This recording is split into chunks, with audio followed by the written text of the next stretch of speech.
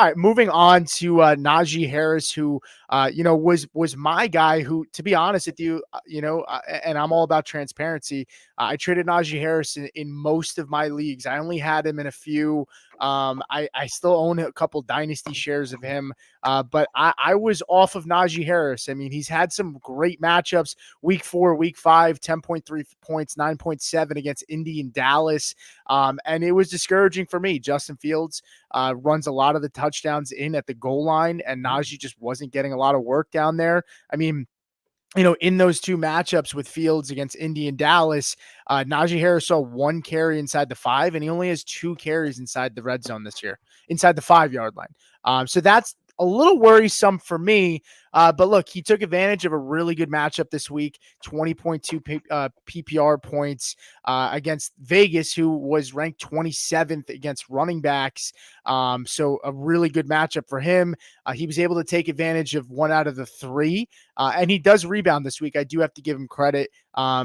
Like Steve had said and Anthony has said before, it seems, with Najee Harris, he tends to get a little bit better as the season goes on. And, he played well yesterday. He's not catching the ball a ton, two catches for 16.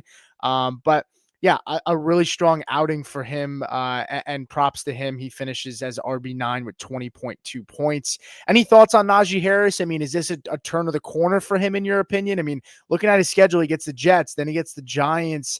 The schedule starts to soften up a little bit, but the playoffs, like we talked about, he actually gets the reverse of Joe Mixon. Yeah. He gets Baltimore, then Kansas City in week 16 and 17.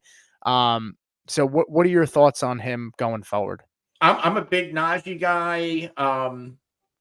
He had the, Indy, Dallas, like these were, I had him in my start sit running back video every week. This is the week. And he keeps falling short, keeps giving us a high floor, but like we need more when we're getting this type of workload. Going into yesterday, 18.8 touches per game, 13.2% of his team targets. He's running well, 76.3% of his yards are coming off the after contact. He's a good running back. He's good after the catch, very underrated. The issue is, and it's almost like why I faded Josh Jacobs. If he's not scoring touchdowns, we're not going to get what we paid for. Maybe yesterday it is the turning of a corner for Najee Harris. But because the Steelers, they're going to keep running the football. And there's a part of me that thinks they won yesterday. You got the Jets and the Giants in a bye week. Like, if they lose some games, it's going to be Russell Wilson. And I think what helps guys like Pickens and Najee Harris, you get Russell Wilson in there, all of a sudden you don't have Justin Fields sneaking them in on the goal line anymore. It's going to be Najee Harris's work. So I would just hold tight. I would just hold tight.